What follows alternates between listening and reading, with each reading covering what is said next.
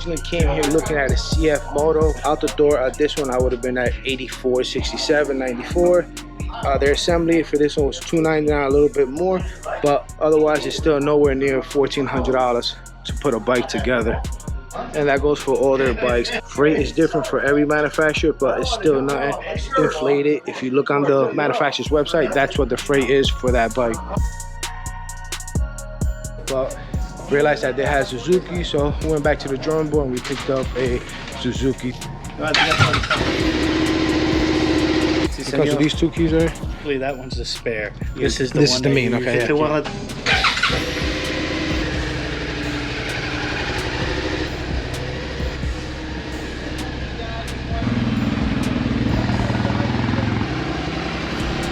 We closed on the deal, got a great deal, I believe.